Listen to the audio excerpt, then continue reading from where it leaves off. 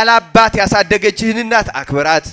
ደና ልብስ ያልገዛችልህ ቸግሯት ነው። ይሄን ወቅ ተረዳ። ብልሁን ሞኛቱን በሰው እናት አይታ አትናቃት። እናት በሰዎች እናት ያነጻጸረ እናቱን እንደሚንቅ የተረገመ ሰው የለም። እናትህን አክብር።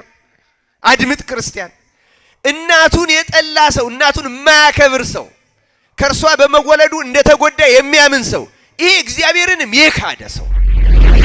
እናትህ የሥጋ እናትህ፣ እናትህ ሀገርህ፣ እናትህ ቤተክርስቲያንህ፣ እነዚህን አክብር። እናትህ ድንግል ማርያም፣ አራቱን እናትህን አክብር። አራቱን እናቶችህን የወለደችህን እናትህን ካከበርክ አገርህን ታከብራታለህ በእርግጠኝነት። አትርገማት ሀገርህን። እዚህ ሀገር ተፈጥሬ አትበል። ሀገርህንማ ገነት አስመስሎ ነው የሰጠህ። እኛው ራሳችን ከፍተን ነው የከፋችብን።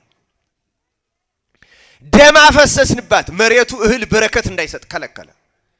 ክፋት ዘራንባት፣ እሾህ አሜከላ ታብቅልብህ እንዳለው ለአዳም ዛሬም እሾህ አሜከላ የምትሆነው በኃጢአታችን ምክንያት ብቻ ነው። አትርገም ሀገርህን፣ አትጥላ።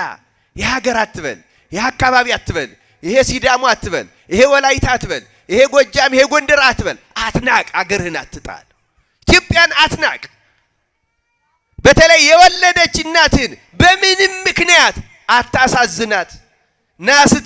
ና ስትልህ ሂድ፣ ስትልክህ ተላክ፣ እሺ በላት። ወጣት እናትህን አታሳዝን።